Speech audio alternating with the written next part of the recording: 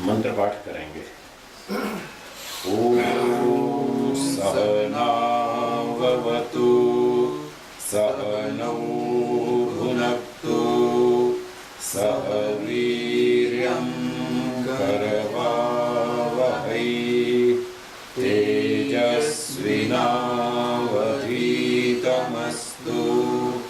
मा विद्विषावहै। ओम शांति शांति शांति।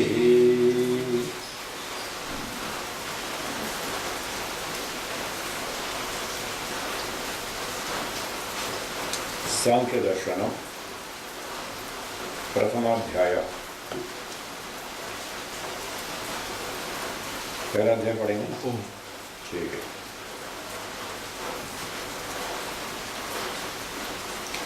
सूत्र पहला, बोलिए। अथ अथ त्रिविध त्रिविध दुख दुख अत्यंत अत्यंत निवृत्ति निवृत्ति अत्यंत अत्यंत पुरुषार्थ।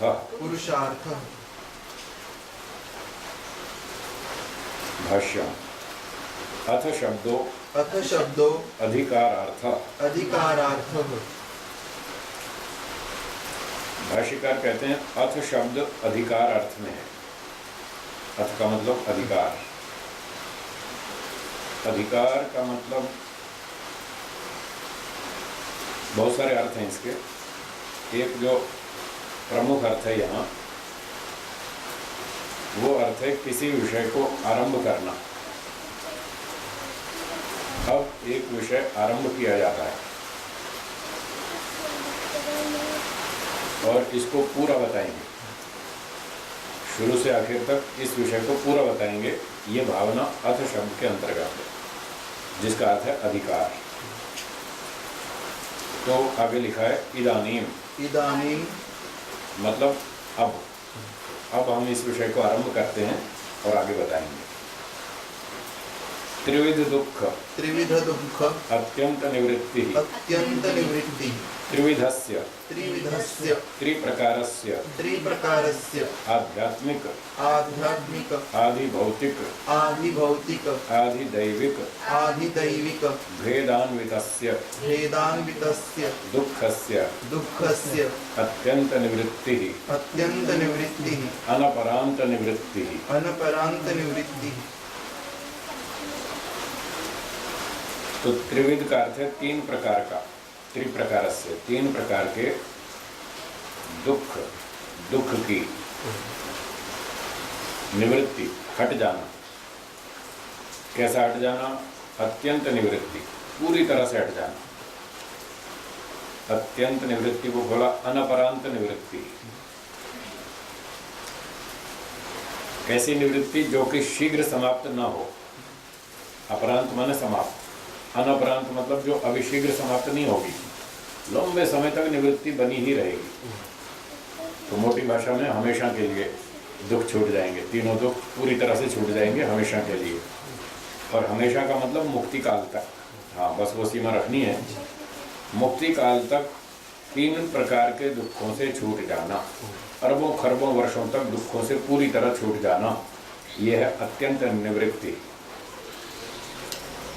अत्यंत पुरुषार्थ बोलिए। अत्यंत पुरुषार्थः परमः पुरुषार्थः परमः पुरुषार्थः परमं पौरुषं परमं पौरुषं पुरुषत्वं पुरुषत्वं मानवस्य मानवस्य मानवजीवनस्य मानवजीवनस्य परमं परमं साफल्यं साफल्यं यत् अस्ति यत् अस्ति तद् अत्र तद् अत्र अधिक्रियते। अधिक्रियते।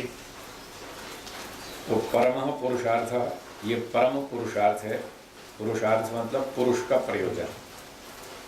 परमम पौरुषम, उसी को खोलते जा रहे हैं। पुरुषत्वम, ये सबसे ऊंचा पुरुष का उद्देश्य है। मानवस्य, मानव जीवनस्य परमम साफल्यम, मानव जीवन की सबसे ऊंची सफलता है। यद अस्ति, जो है, तद अत्र अधिक्रियते, उसका यहाँ अधिकार किया जाता है। इस विषय को आरंभ किया जाता है। तीन प्रकार के दुखों से पूरी तरह छूट जाना, लंबे समय तक के लिए छूट जाना, इस विषय को यहाँ आरंभ किया जाता है और यही मनुष्य जीवन की सबसे अंतिम सफलता है, सबसे ऊंची सफलता है। अगर कोई व्यक्ति 3 प्रकार के दुखों से छूट गया तो समझना चाहिए उसका जीवन सफल है। अगर वो 3 दुखों से नहीं छूटा तो जीवन सफल नहीं हुआ, ऐसा मानना चाहिए। ये 3 दुख हैं आध्यात्मिक, आदि भौतिक, आदि दैविक। इसको मोटे रूप में इस तरह से समझ लेना चाहिए। थोड़ी आवाज कम कर दो।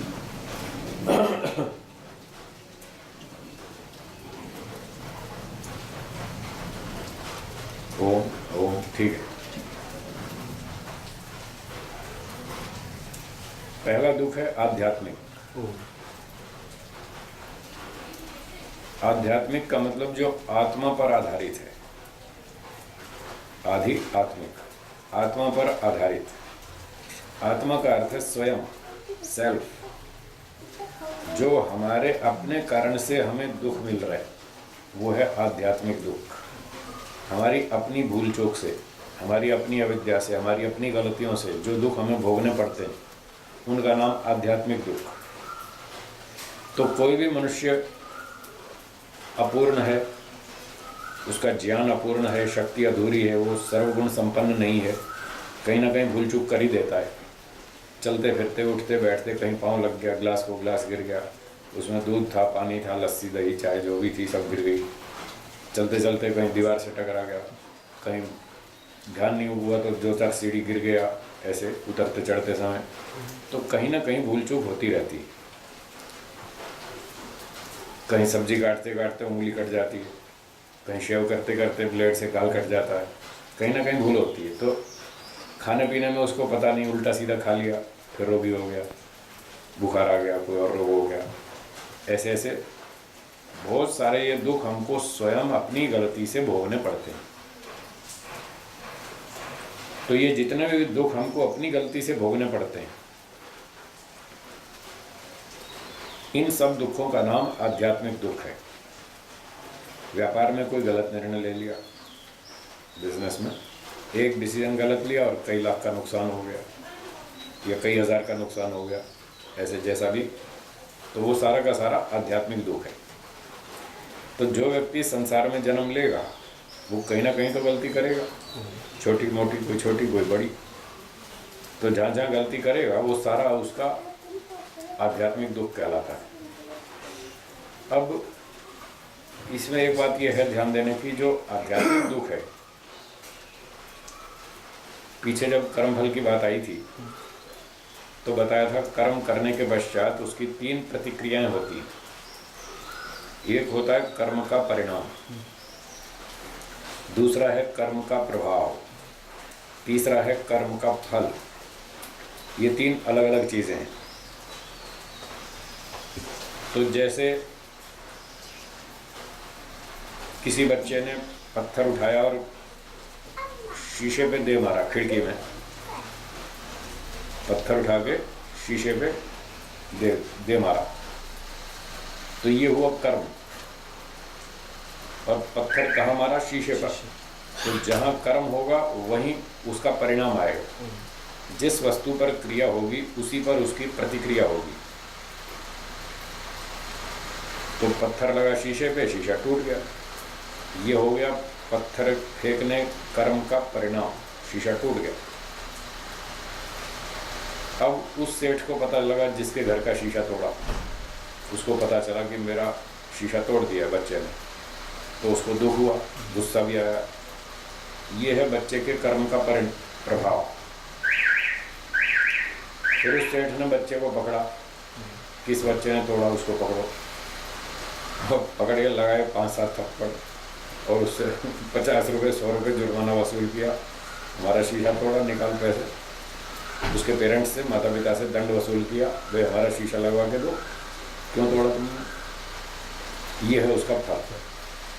तो जैसे ये उदाहरण से हमने समझा कि कर्म, पत्थर फेंकना, शीशा टूटना उसका परिणाम, सेठ का दुखी होना ये उसका प्रभाव, बच्चे को दंड मिलना ये उसका फल है। तो जब हम आध्यात्मिक कर्म करते हैं, स्वयं कर्म करते हैं, उसमें यदि क्रिया हमने शीशे पर की दूसरी वस्तु पे, तो शीशा टूटा, वो परिणाम हो गया। अगर कोई पत्थर उठा के अपने सर में मारे तो उसका सर फूटेगा। कोई पिस्तौल उठा के स्वयं पर गोली चलाए तो खुद ही मर जाएगा। तो यहाँ ये ध्यान देना है कि जब कोई पिस्तौल उठा के स्वयं गोली मारता है अपने को, तो वो मर जाएगा। ये उसके गोली चलाना कर्म है और उसकी मृत्यु हो जाना ये उसका परिणाम है, और साथ साथ उसका फल भी है। खुद पर जो क्रिया की जाएगी, ध्यान दीजिएगा, जो खुद पर क्रिया की जाएगी स्वयं पर, वो परिणाम भी है और फल भी है। लेकिन जो दूसरे पदार्थ पे क्रिया की तो वो परिणाम है, फल नहीं। ये ध्यान दीजिएगा, याद रखिएगा। जब दूसरे पे क्रिया करेंगे तो पत्थर मारा शीशे पर तो शीशा टूटा, वो परिणाम है। फल तो कर्ता को मिलने वाला, दूसरे को नहीं। जब खुद पे क्रिया करेगा तो परिणाम भी खुद पर और फल भी खुद पर, तब दोनों चीज़ें स्वयं पर होगी। बस ये याद रखिए। तो जो आध्यात्मिक दुख है, स्वयं पर क्रिया की और स्वयं उसका नुकसान उठाया, वो परिणाम भी है और फल भी है। ये हो गया आध्यात्मिक दुख। अब दूसरा है आदि भौतिक दुख। तो भूत का अर्थ है प्राणी, और आदि भौतिक दूसरे प्राणियों के आधार से, दूसरे प्राणियों के आधार से जो दुख हमको भोगना पड़ता है उसका नाम आदि भौतिक दुख है। इसके भी दो भेद हैं। दूसरे प्राणी मनुष्य आदि है, राजा है, माता पिता, गुरु आचार्य, ठीक है, पंचायत है, समाज है, न्यायाधीश है, ये हमसे दूसरे हैं, अलग है, भिन्न है। इनकी ओर से हमको जो सुख दुख मिलता है उसमें कुछ दुख तो न्याय से मिलता है, कहीं कहीं अन्याय भी होता है।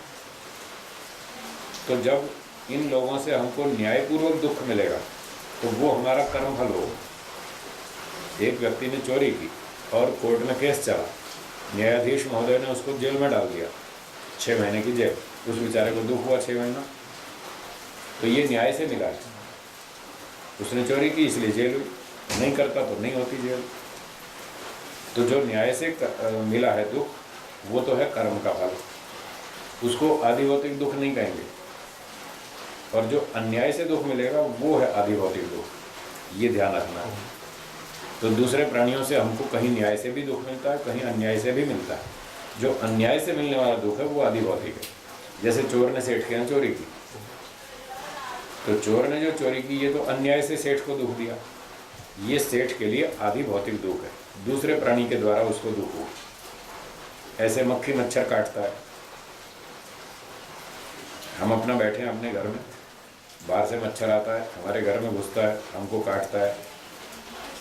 तो ये मच्छर ने जो हमको काटा, ये हमारे साथ न्याय किया या अन्याय किया? अन्याय किया। तो ये आदि भौतिक दुख है। मच्छर आके काटता है, मक्खी आके परेशान करती है, चिड़िया कबूतर घुस जाते हैं घर में, वो शोर करते हैं और कचरा फैलाते हैं। ऐसे चोर आ जाता है, वो सामान उठा ले जाता है। तो ये सब दूसरे प्राणियों से हमको अन्याय से दुख मिल रहा है। जो अन्याय से दुख मिल रहा है वो सब का सब आदि भौतिक दुख है। फिर पड़ोसी मित्र ने, कोई दोस्त ने, कोई व्यापार के पार्टनर ने, अथवा किसी ग्राहक ने हमारे साथ अन्याय किया, धोखा किया, हमारी संपत्ति छीन ली, हमारा अधिकार छीन लिया, ये अन्याय किया, उससे जो हमें दुख मिला वो आदि भौतिक दुख। कहीं सांप ने काट लिया, बिच्छू ने डंक मार दिया अन्याय से। कहीं जा रहे थे जंगल खेत में, वहाँ पर कुछ वो मधुमक्खियाँ पीछे पड़ गई, उन्होंने काट खाया। या कोई शेर भेड़िए ने हमला कर दिया, कोई और जानवर ने हम पर हमला कर दिया अन्याय से। ये सारा का सारा आदि भौतिक दुख है। कोई नदी में नहाने गया, मगरमच्छ ने उसको काट के खा लिया, कोई मछली उसको, शार्क जैसी मछली उसको खींच के ले गई। इस तरह से जो भी अन्याय से ऐसी दुर्घटनाएं होती हैं और हमें उसका दुख भोगना पड़ता है अन्य प्राणियों से, ये सब का सब आदि भौतिक दुख है। तीसरा आदि दैविक दुख। देव का अर्थ है ये जड़ पदार्थ, अग्नि, पृथ्वी, जल, वायु आदि, ये सारे जड़ देवता कहलाते हैं। इन जड़ देवों के आधार पर भी, इनके माध्यम से भी हमको कई बार दुर्घटनाओं से दुख भोगना पड़ता है। जैसे बहुत गर्मी पड़ी, सूर्य खूब तेज चमकता है, गर्मी पड़ती है। अब की बार खूब अच्छी गर्मी पड़ी, 45, 46, 47 तक गया तापमान, 47 डिग्री सेल्सियस। तो जब खूब तेज गर्मी पड़ती है तो उस गर्मी से बहुत से लोग मारे जाते हैं, रोगी हो जाते हैं, बीमार हो जाते हैं, मर भी जाते हैं। मर भी गए इस बार बहुत से लोग। कभी ठंड पड़ती है, दिसंबर जनवरी में खूब तेज ठंड पड़ती है तो ठंड के कारण मर जाते हैं। कोई वर्षा बाढ़ आदि में डूब के मर जाते हैं, कहीं भूकंप में मर जाते हैं, कोई चक्रवात में, कोई सुनामी लहरों में, ऐसे ऐसे। तो अनेक प्राकृतिक दुर्घटनाओं में व्यक्ति को नुकसान होता है। कहीं बाढ़ में खेत बिगड़ जाते हैं, फसल खराब हो जाती है, पशु भी मारे जाते हैं। ये सारा जो प्राकृतिक घटनाओं से, दुर्घटनाओं से हमें दुख होता है, हमारी हानि होती है, नुकसान होता है, ये सब आधिदैविक दुख है। तो जो भी व्यक्ति संसार में जन्म लेगा उसको ये 3 तरह के दुख भोगने पड़ेंगे। कहीं अपनी गलतियों से, कहीं दूसरे प्राणियों की भूल से, और कहीं प्राकृतिक दुर्घटनाओं से। अब प्रश्न ये है, क्या हम ये 3 तरह के दुख भोगना चाहते हैं? नहीं चाहते। किसी भी तरह का दुख भोगना नहीं चाहते। एक भी दुख नहीं आना चाहिए, 1 सेकंड के लिए भी नहीं आना चाहिए, है बिल्कुल नहीं आना चाहिए।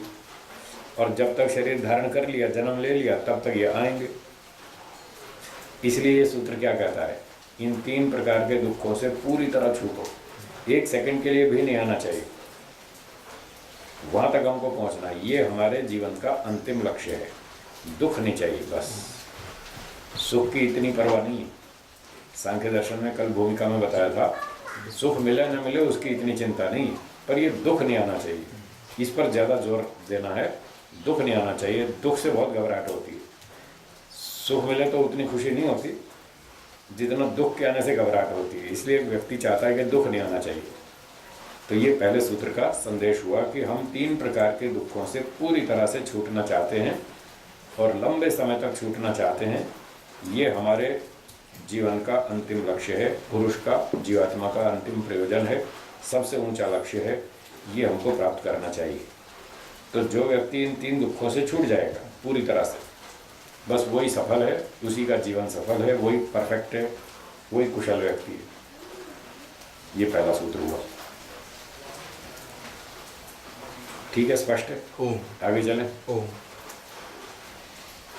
चलिए, तदुपाय तदुपाय चिंतनायाम चिंतनायाम दृष्ट साधनस्य दृष्ट साधनस्य अपर्यायत्वम अपर्यायत्वम अपर्याप्तत्वम अपर्याप्तत्वम दर्श्यते। दर्श्यते। तो लक्ष्य तो निर्धारित कर लिया, 3 प्रकार के दुखों से छूटना। जब तक जीवित रहेंगे तब तक ये दुख आएंगे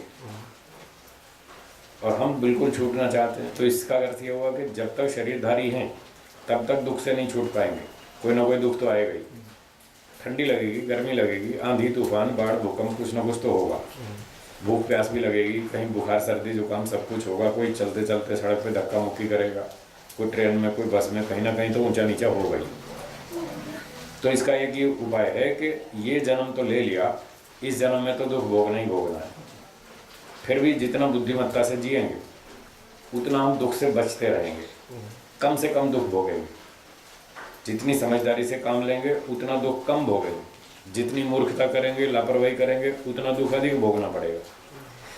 फिर इसका अंतिम इलाज ये है कि अगला जन्म लेना बंद करो। क्या कहा?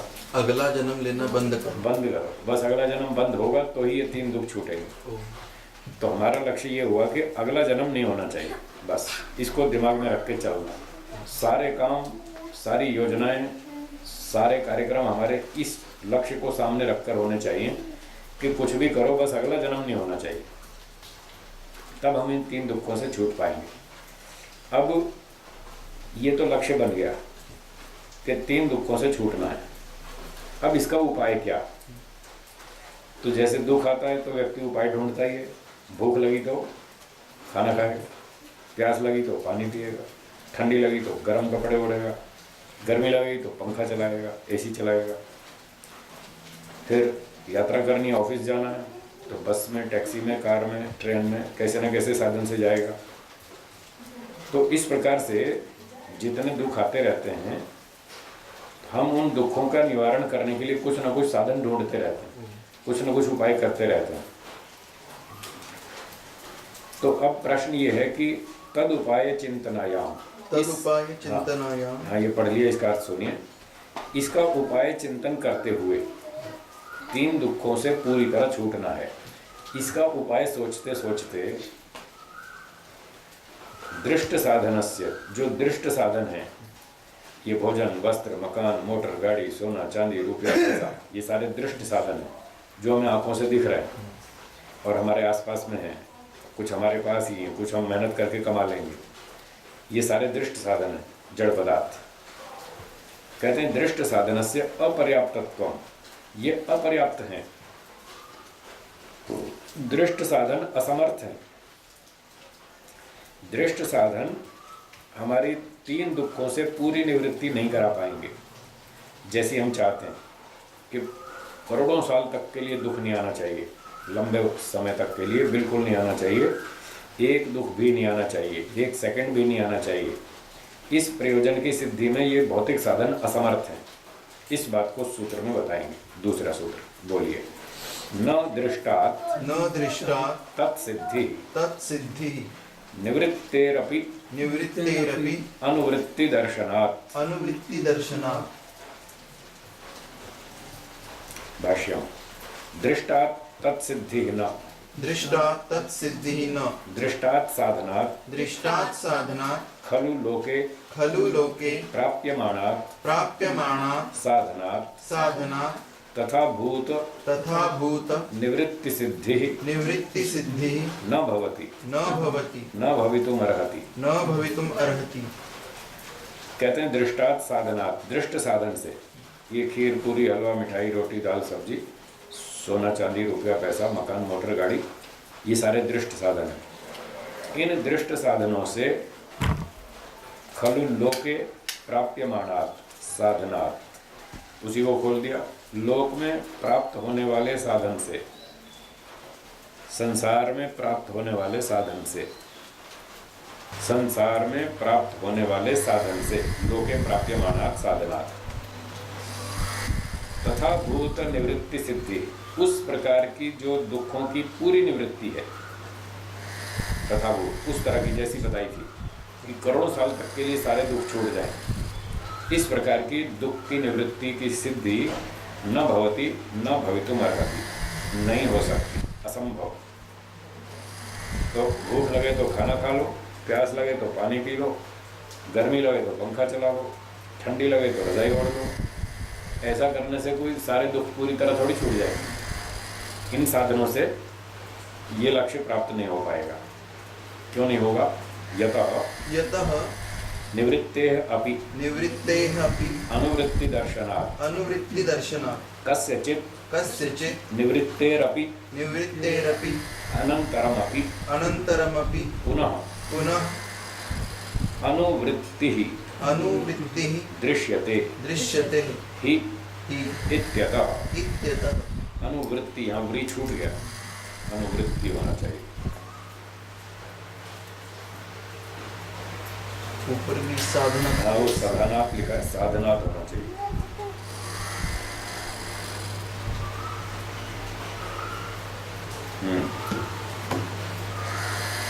तो कहते हैं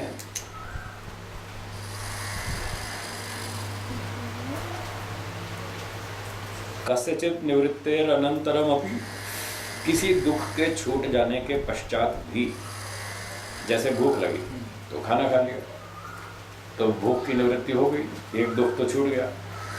प्यास लगी तो पानी पी लिया। इस प्रकार से इन भौतिक साधनों से कुछ एकाध दुख की निवृत्ति होने के पश्चात भी पुनः अनुवृत्ति दृश्यते ही, 6 घंटे बाद फिर भूख लग जाएगी, हमेशा के लिए नहीं छूटती। ऐसी कोई दवा मिल जाती तो कितना अच्छा होता है, एक ही बार खा लेते जीवन भर के लिए जान छूट जाती। फिर रोज़ रोज़ रसोई में जाओ, दिन में 4 बार रसोई में जाओ, आधा दिन तो रसोई में खर्च हो जाता है। सुबह नाश्ता बनाओ, फिर लंच बनाओ, फिर शाम का बनाओ नाश्ता, फिर रात का खाना बनाओ, तो आधे से ज़्यादा समय तो इसी में चला जाता है। ऐसी कोई वस्तु मिल जाती बढ़िया सी, एक बार खा लेते तो जान छूट जाती, पर ऐसा नहीं हो पाता। भूख लगती है, खाना खाते हैं, 2-4-5 घंटे की छुट्टी हो जाती है, उसके बाद फिर आ जाता है भूख। प्यास लगती है, पानी पी लेते हैं, 2-3 घंटे बाद फिर प्यास लगती है, फिर पानी पीना पड़ता है। तो इस प्रकार से भौतिक साधनों से पूरी दुख की निवृत्ति नहीं होती, हमेशा के लिए नहीं होती, 2-4-6-6 घंटे के लिए होती है। इसलिए वो जो हम चाहते हैं वो भौतिक साधनों से प्राप्त नहीं हो सकता। ये बात इस सूत्र में बताई दूसरे में। तो सूत्र का अर्थ है दृष्टात् तत्सिद्धि न, दृष्ट साधनों से 3 दुखों की पूर्णतया निवृत्ति नहीं हो सकती। निवृत्तेरपि, कुछ देर के लिए दुख निवृत्ति होने पर भी अनुवृत्ति दर्शनार्थ, फिर वापस वो दुख आ जाता है, ऐसा हम देखते हैं। तो बार बार वो दुख आते रहते हैं, थोड़ी थोड़ी देर के लिए छूटते हैं, हमेशा के लिए नहीं छूटते। हम चाहते हैं हमेशा के लिए छूट जाए, इसलिए भौतिक साधन तो अधूरे हैं। इसका थोड़ा बहुत लाभ उठा लेंगे, इसका अर्थ ये नहीं कि भूख लगे तो खाना नहीं खाएंगे, खाना खाएंगे, तात्कालिक लाभ तो उठाएंगे, पर हमको इसके अतिरिक्त परमानेंट इलाज भी चाहिए, पक्का इलाज भी चाहिए जो हमेशा के लिए छुटकारा कर दे इन दुखों का। चलिए अगली बात, तीसरे सूत्र की भूमिका। दृष्ट साधनात्, दृष्ट साधना दुख प्रतिकारे दुख प्रतिकारे खलु। खलु।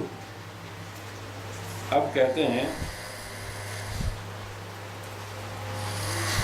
दृष्ट साधन से यदि हम दुख का प्रतिकार करते हैं, दुख का विनाश करते हैं, दुख को हटाते हैं, रोकते हैं, तो ऐसा करने में खलु, निश्चय से, क्या? सूत्र 4-3 प्रात्याहिक प्रात्याहिक क्षुत प्रतिकारवत् क्षुत प्रतिकारवत् तत्प्रतीकार चेष्टनात् तत्प्रतीकार चेष्टनात् पुरुषार्थत्वम्। पुरुषार्थत्वम्। भाष्यम्।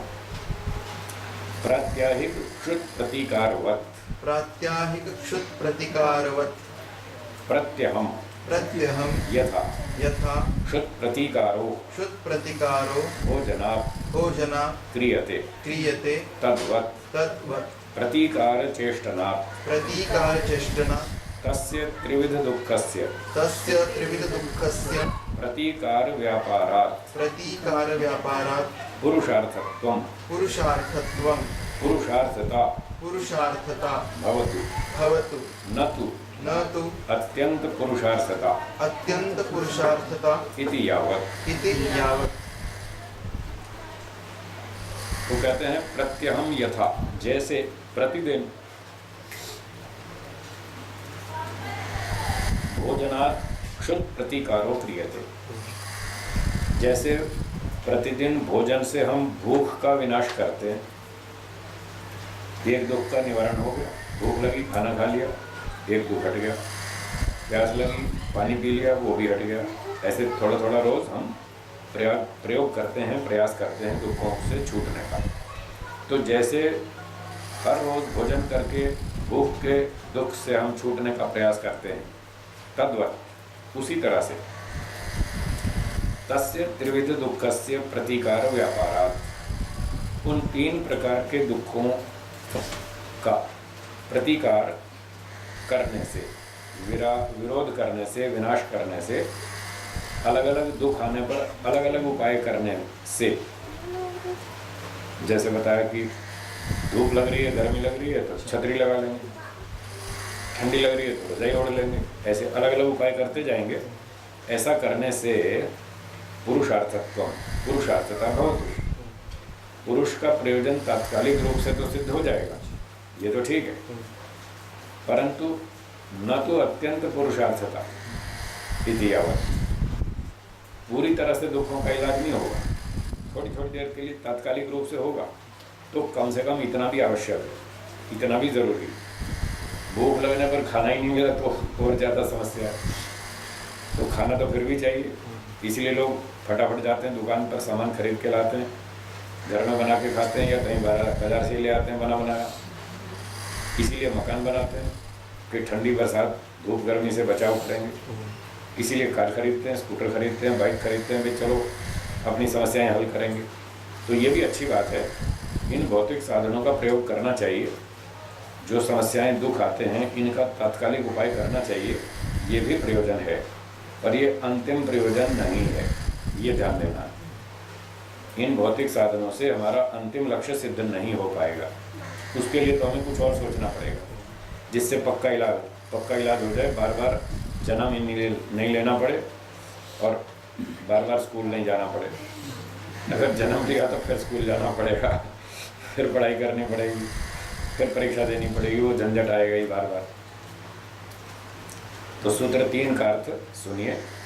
प्रात्याहिक क्षुत प्रतिकारवत, दैनिक भूख के निवारण के तुल्य, जैसे हर रोज हम भूख का निवारण करते हैं भोजन आदि से, उसी के समान तत्प्रतिकार चेष्टनात्, अन्य भी दुखों का निवारण करने की चेष्टा से, प्रयत्न से, पुरुषार्थत्व, ये भी हमारा पुरुषार्थ है, पुरुष का प्रयोजन है, जीवात्मा का लक्ष्य है, परंतु ये अंतिम लक्ष्य नहीं है। सर्वोच्च लक्ष्य की सिद्धि ऐसे साधनों से नहीं होगी।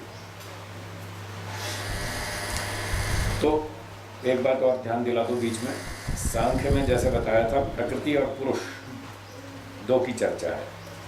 इसकी भाषा में प्रकृति और पुरुष की व्याख्या करते हैं। प्रकृति तो जड़ है और पुरुष चेतन है। अब वेदों में और वैदिक साहित्य में पुरुष शब्द का अर्थ दोनों किया जाता है, जीवात्मा भी और ईश्वर भी। तो कई लोगों को इससे भ्रांति हुई। जैसे कल भूमिका में हम पढ़ रहे थे प्राककथनम में कि सांख्यकार नास्तिक, ऐसा कुछ लोगों की मान्यता है, जबकि वो गलत है। कल अच्छी तरह से सिद्ध किया था कि सांख्यकार नास्तिक नहीं है, वो आस्तिक है।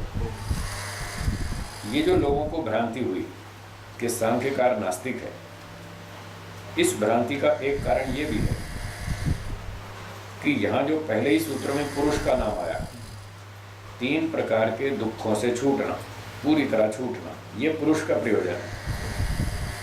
अब 3 दुखों से दुखी तो जीवात्मा ही है, ईश्वर तो दुखी होता नहीं।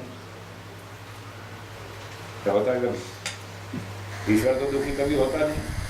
और यहाँ पहले ही सूत्र में कह रहे हैं पुरुष का प्रयोजन है 3 दुखों से छूटना, अर्थात यहाँ पुरुष का जीवात्मा करना होगा।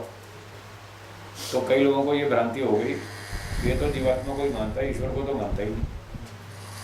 ऐसे कई लोगों को भ्रांति हो गई, इसलिए उन्होंने कहा प्रकृति और पुरुष, पुरुष का मतलब जीवात्मा, तो प्रकृति और जीव बस 2 को ही मानता है, ईश्वर को कहाँ मानता है, इसलिए नास्तिक है। ऐसी लोगों को भ्रांति हुई। परंतु हमें ये समझना है कि पुरुष शब्द का अर्थ दोनों है, जीव भी है और ईश्वर भी है। वो प्रसंग के अनुसार पता चलता है कि यहाँ पुरुष शब्द का अर्थ जीव का है या ईश्वर का है। तो जैसे कि इस पहले सूत्र में बताया अत्यंत पुरुषार्थ, ये पुरुष का अंतिम प्रयोजन है, 3 दुखों से छूटना। तो यहाँ प्रसंगानुसार पुरुष का अर्थ जीवात्मा करना होगा, यहाँ ईश्वर नहीं कर सकते, क्योंकि ईश्वर कभी दुखी होता ही नहीं। जब वो दुखी होता ही नहीं तो उस पर ये बात लागू ही नहीं होती कि वो दुख से छूटना चाहे। दुखी हो तब तो छूटने की बात सोचे ना, जब दुखी ही नहीं होता तो छूटने का प्रश्न ही नहीं है। इसलिए यहाँ ईश्वर अर्थ नहीं लगेगा। और जहाँ पर पुरुष के विशेषण आसपास में ऐसे हों कि वो सर्वगुण संपन्न है, नित्य मुक्त है, सदा आनंदित है और वो सृष्टि का कर्ता है, सर्वशक्तिमान है, वो ऐसा पुरुष है। जब पुरुष के विशेषण इस प्रकार के होंगे तब फिर वहाँ ईश्वर अर्थ करेंगे। ये लक्षण जीव पर लागू नहीं होते। तो इस प्रकार से पुरुष शब्द के दोनों अर्थ बनेंगे। यहाँ तो पुरुष का जीवात्मा चल रहा है, ठीक है। चलिए, ये एक स्पष्टीकरण था बीच में, प्रासंगिक ये भी हो गया। अब आगे चलते हैं। तत्र च सर्वासंभवात् संभवे अपि सत्व असंभवात् हेयः प्रमाणकुशलैः। ये चौथा सूत्र है भाष्य में। सर्वासंभवात् दृष्ट साधनात् दुख प्रतिकार दुख प्रतिकार रूपायाम रूपायाम पुरुषार्थतायाम पुरुषार्थतायां कस्यचित् एकस्यैव एकस्यैव दुःखस्य दुःखस्य प्रतीकारो प्रतीकारो भविष्यति। भविष्यति।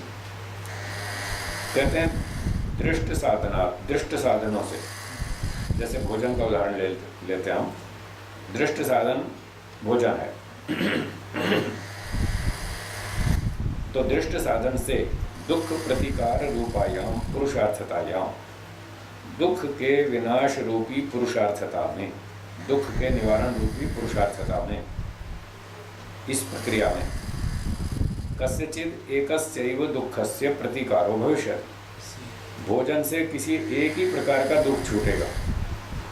भूख लगेगी तो भोजन खा लेंगे, केवल एक भूख का दुख ही छूटेगा। ठंड का दुख भोजन से दूर नहीं होगा। ठंड में तो रज़ाई चाहिए, कपड़ा चाहिए, कोई गर्म चीज़ चाहिए ओढ़ने की। उस दुख की निवृत्ति भोजन से नहीं होगी। गर्मी लग रही है, स्नान करना है, तो दाल रोटी से स्नान नहीं होगा, उसके लिए तो अलग चीज़ चाहिए, पानी चाहिए। तो ऐसे भौतिक साधनों से, एक साधन से एक दुख की निवृत्ति, दूसरे साधन से दूसरे दुख की निवृत्ति, तीसरे साधन से तीसरे दुख की निवृत्ति। 50 दुख हैं तो 50 साधन चाहिए, इसलिए लोग घर में इतना सामान रखते हैं।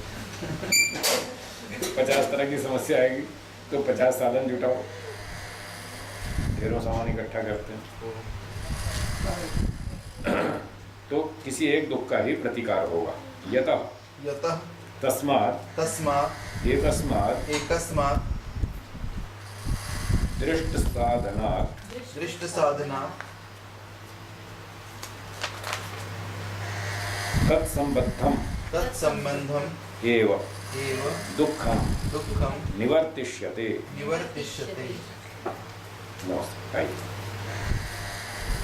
तो क्योंकि यतः, क्योंकि तस्मात् एकस्मात् दृष्ट साधनात्, उस एक दृष्ट साधन से, तत्संबद्धम, उससे संबंधित, उस दृष्ट साधन से जो संबंधित दुख है, भोजन है, तो भोजन से जो संबंधित दुख है वो भूख है।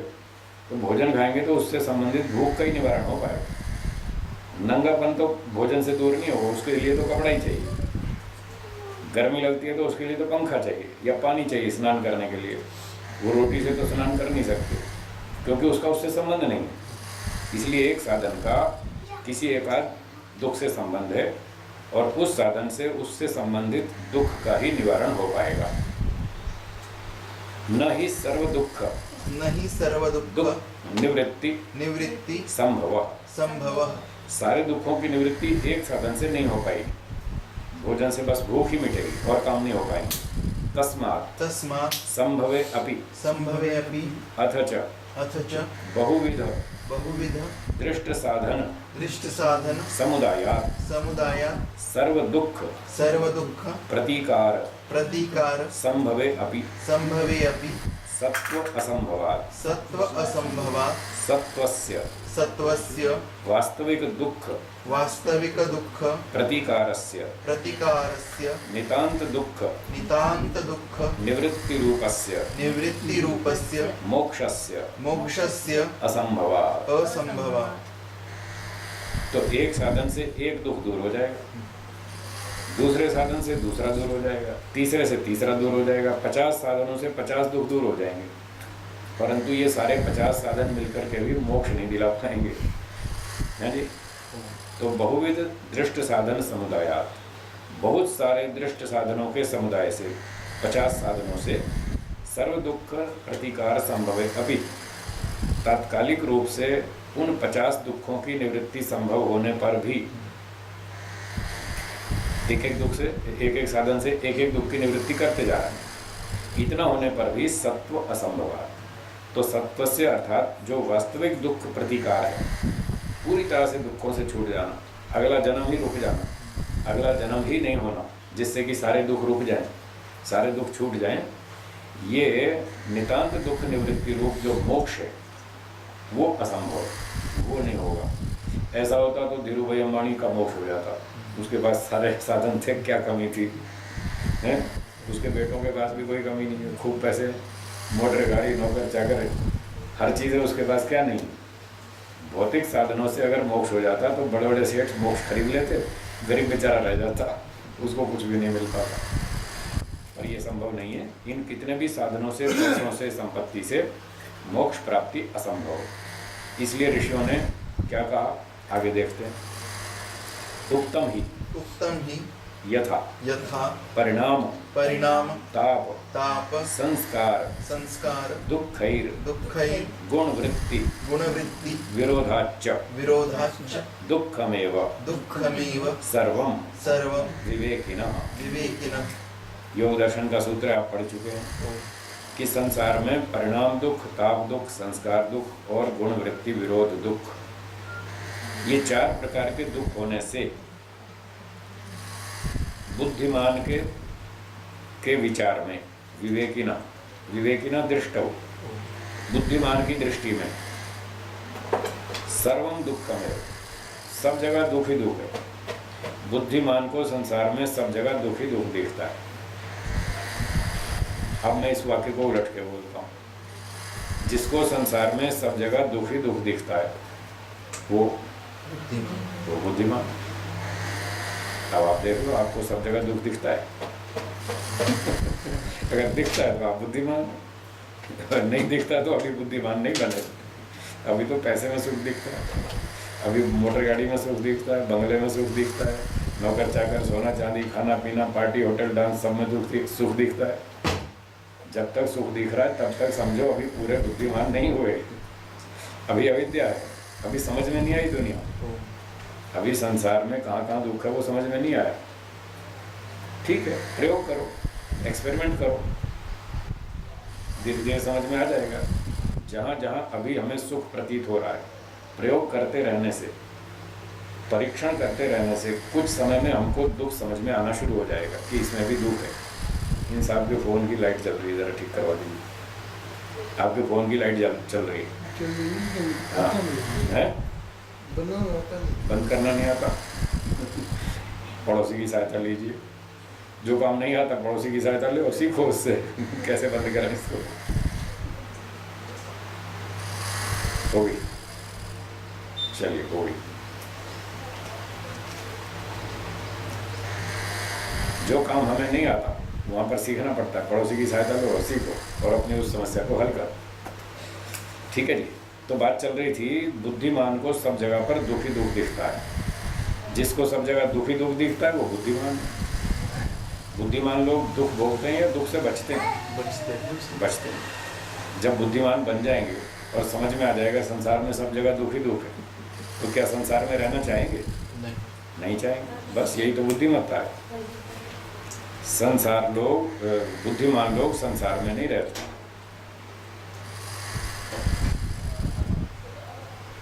क्या कहा?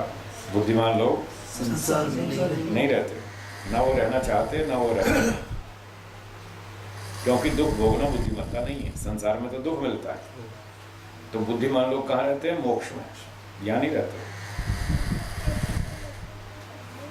तो जो लोग संसार में समझ लेते हैं यहाँ दुख है, वो मोक्ष में चले जाते हैं। बस वही बुद्धिमान है।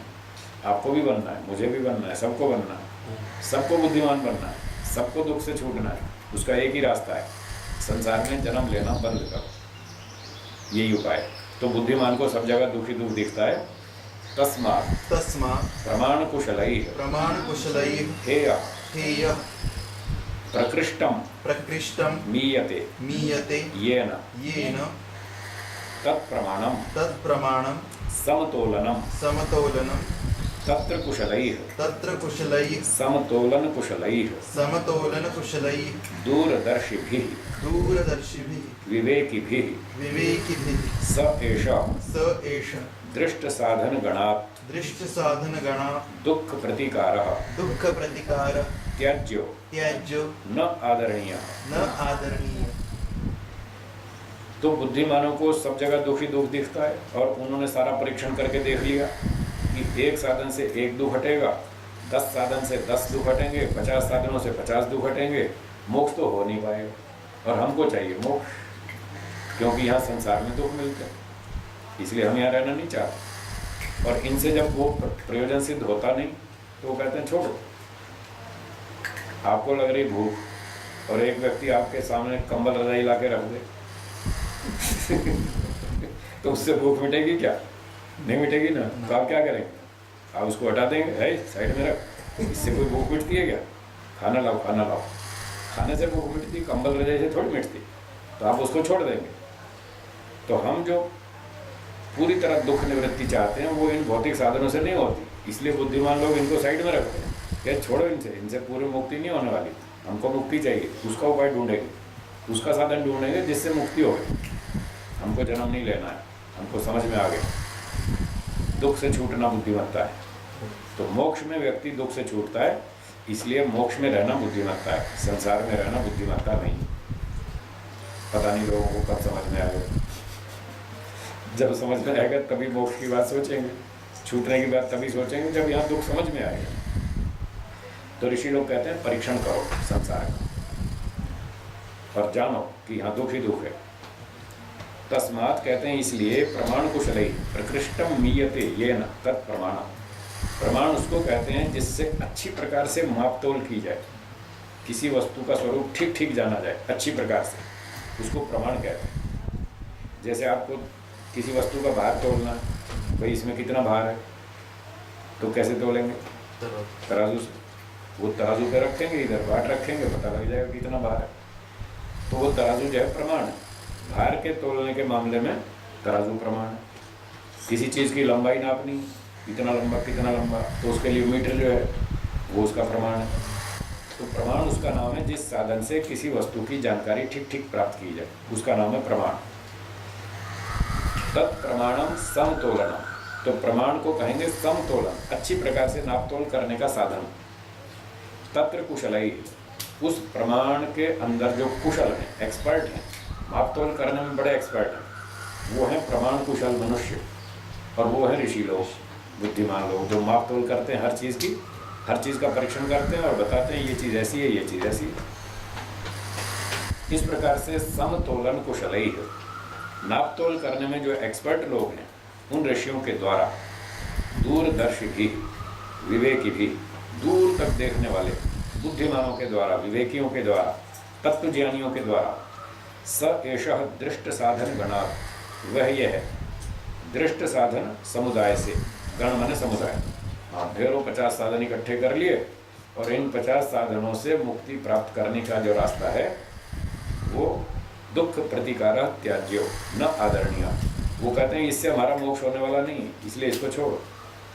तात्कालिक लाभ उठा लो, तात्कालिक लाभ उठा लो, भूख लगे तो खाना खा लो, इसका विरोध नहीं है।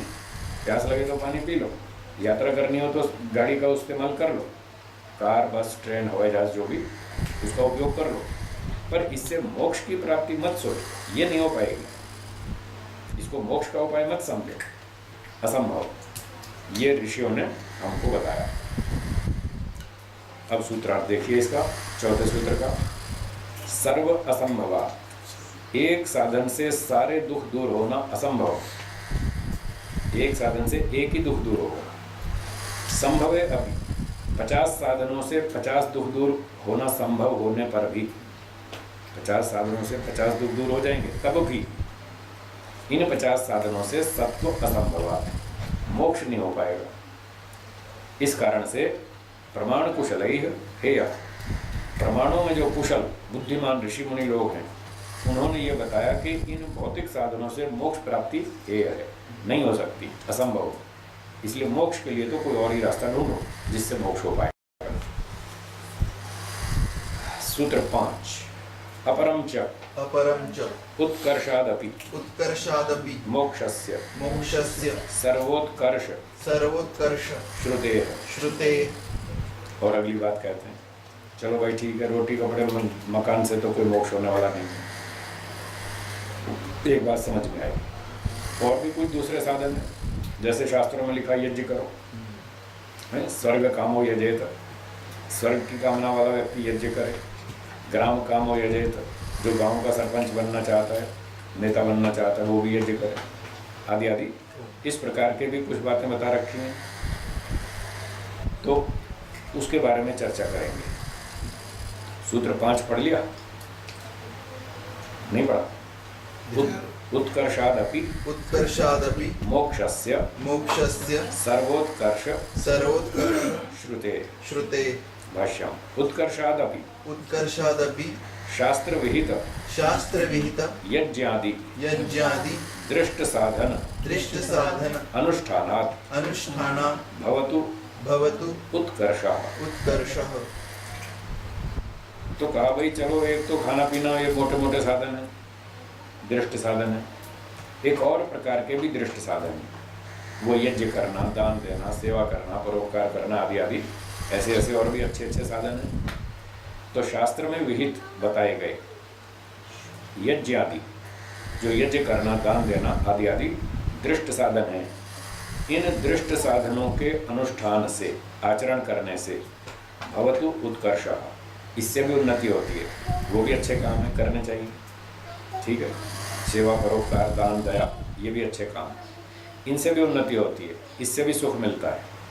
परंतु उत्कर्षात् उत्कर्षात् हेतोरपि हेतोरपि मोक्षे ही मोक्षे ही खलु उत्कर्षो खलु उत्कर्षो न तथा न तथा यज्ञादि यज्ञादि दृष्ट साधन दृष्ट साधन साध्ये साध्ये दुख निवृत्ति रूपे दुख निवृत्ति रूपे पुरुषार्थे। पुरुषार्थे। ठीक है, यज्ञ करने से भी उन्नति होती है, अच्छा फल मिलता है, सुख मिलता है, स्वर्ग मिलता है, ये सारे लाभ तो होते हैं। इतना होने पर भी उत्कर्षाद हेतोरपि, उन्नति होने पर भी, ये सब कार्य उन्नति का कारण होने पर भी मोक्षे ही खलु उत्कर्षो, जैसा उत्कर्ष मोक्ष में होता है, जैसी दुख निवृत्ति मोक्ष में होती है, जैसी बढ़िया उत्तम आनंद की प्राप्ति मोक्ष में होती है, वैसी यज्ञ आदि से नहीं होती, वैसी सेवा, परोपकार, दान आदि से इतनी ऊंची उन्नति नहीं होती। इन साधनों से भी जन्म मरण छूटने वाला नहीं है, इसलिए मोक्ष तो ये भी नहीं दिला पाएंगे। भले ही उससे भी उन्नति होती है, और खाने पीने के साथ साथ ये भी अच्छे काम है, ये भी करने चाहिए। तो कहते हैं न तथा, उस तरह का नहीं होता उत्कर्ष यज्ञ आदि दृष्ट साधन साध्य दुख निवृत्ति रूपे पुरुषार्थ है। यज्ञ आदि साधनों से जो प्राप्त होता है दुख निवृत्ति रूप पुरुष का प्रयोजन, अर्थात पुनर्जन्म की प्राप्ति, उत्तम जन्म की प्राप्ति तो हो जाएगी, पूरी तरह दुख नहीं छूटेगा, मोक्ष नहीं मिलेगा। यथा यतः क्योंकि मोक्षस्य मोक्षस्य सर्वोत्कर्ष सर्वोत्कर्ष श्रुते श्रुते मोक्षस्य ही मोक्षस्य ही सर्वोत्कर्ष सर्वोत्कर्ष विषयिका विषयिका श्रुतिरस्ति श्रुतिरस्ति इति हेतोः। इति हेतोः। यज्ञ आदि से भी पूर्ण दुख निवृत्ति अथवा मोक्ष प्राप्ति नहीं हो पाएगी। क्यों नहीं हो पाएगी? क्योंकि शास्त्रों में बताया है मोक्ष से ही सर्वोत्कर्ष विषय का श्रुतिरस्ति। शास्त्रों में मोक्ष के बारे में सबसे उत्तम स्थिति बतलाई। यज्ञ दान आदि से जो पुनर्जन्म मिलेगा, स्वर्ग मिलेगा, वो सांसारिक अवस्था से तो अच्छा है, कंपैरेटिवली बेटर है। एक मूर्ख गरीब के यहाँ पैदा हुआ व्यक्ति है, और कोई साधन नहीं, कोई विद्या नहीं, बुद्धि नहीं, उससे तो अच्छे बुद्धिमान परिवार में पैदा हुआ, संपत्ति भी ठीक थी, खाना पीना भी ठीक था, तो उससे तो बेटर है। पर इससे भी कोई मोक्ष तो हुआ नहीं। हमें तो मोक्ष चाहिए, उससे पहले तो हमारा काम पूरा होता नहीं, सारे 3 दुख तो पूरी तरह छूटते नहीं। तो कह रहे हैं शास्त्रों में बताया मोक्ष तो सबसे ऊंचा है, और यज्ञ आदि से मोक्ष नहीं मिलने वाला, स्वर्ग तो मिलेगा। इससे पता चल रहा है स्वर्ग अलग है, मोक्ष अलग है। ये याद रखिएगा सिद्धांत, वैदिक सिद्धांत में स्वर्ग अलग चीज़ है, मोक्ष अलग चीज़ है। यज्ञ करने से स्वर्ग मिलेगा, मोक्ष नहीं मिलेगा। उसके लिए तो और उपाय करना पड़ेगा, और आगे ढूंढो, और उपाय ढूंढेंगे तो मोक्ष को सबसे ऊंचा बताया है। जैसे कि अगला वाक्य है श्रुति वचन, बोलिए, अशरीरम अशरीरम वावसंतम वावसंतम न प्रिया प्रिये न प्रिया प्रिये स्पृशतः। स्पृशतः। वाव निश्चय से, अशरीरम संतम, जब व्यक्ति शरीर रहित हो जाता है, शरीर छूट जाता है, मुक्त हो जाता है, जन्म मरण से पार हो जाता है, ऐसे आत्मा को प्रिया प्रिय न स्पृशतः। फिर ये प्रिय और अप्रिय, प्रिय माने सांसारिक सुख, अप्रिय माने दुख, तब उसको ये सांसारिक सुख और दुख नहीं छू सकते। तो तब उसको दुख बिल्कुल नहीं छू रहा। शरीर में आ गया, जन्म ले लिया तो दुख छुएगा। तो दुख जब नहीं छूता तो वो स्थिति सबसे अच्छी है, क्योंकि हम में से कोई भी दुख नहीं चाहता। मैं लोगों से पूछता रहता हूँ, आप लोग क्या चाहते हैं, सुख चाहते हैं या दुख चाहते हैं? तो लोग कहते हैं जी सुख चाहते हैं। फिर कोई उल्टी टेढ़ी मेढ़ी खोपड़ी वाला वो मिल जाता है, वो कहता है हाँ कभी कभी दुख भी चाहते हैं कभी कभी दुख भी चाहते हैं। मैं कहता हूँ चाहते नहीं है, दुख आ जाता है, दुख भोगना पड़ता है, ये अलग बात है। चाहते नहीं है, मैं तो इच्छा की बात पूछ रहा हूँ, क्या दुख भोगने की इच्छा है? फिर वो टेढ़ी खोपड़ी वाले कहते हैं हाँ हाँ थोड़ा थोड़ा कभी कभी आना चाहिए। मैंने कहा चलो ठीक है, आपको खाना खिलाएंगे, बढ़िया खीर पूरी हलवा मिठाई दाल सब्जी रोटी सब खिलाएंगे, और बीच में 5-7 कंकर भी डाल देंगे। बोलो खाओगे? बोले अब तो नहीं खाएंगे। मैंने कि क्यों? आप तो कह रहे थे बीच में दुख आना चाहिए, अब मना क्यों कर रहे हैं? 5-7 कंकर डालेंगे तो दुख आएगा ना थोड़ा, अब तो मना कर रहे हैं नहीं चाहिए। तो पहले क्यों बोल रहे थे दुख आना चाहिए? अब समझ में आया? तो जो गहराई से नहीं सोचते वो ऐसी बात करते हैं। जब आप गहराई से सोचेंगे, ईमानदारी से सोचेंगे, तो आपके अंदर से वही उत्तर निकलेगा। एक भी कंकर नहीं आना चाहिए, एक भी तिनका नहीं आना चाहिए भोजन में, एक भी सर का बाल नहीं आना चाहिए। खाते खाते कभी कभी सर का बाल आ जाता है मुंह में, सारा मूड खराब हो जाता है तो इतना सा भी दुख नहीं चाहिए। और जब तक शरीर धारण किया तो दुख तो आएगा। इसलिए कहा अशरीरम वावसंतम न प्रिया प्रिय स्पृशता। जब व्यक्ति शरीर से छूट जाता है तब उसको ये लौकिक सुख दुख बिल्कुल नहीं छू सकते। बस वही स्थिति हमें चाहिए, वो है मोक्ष। इसलिए मोक्ष को सबसे उत्तम बताया।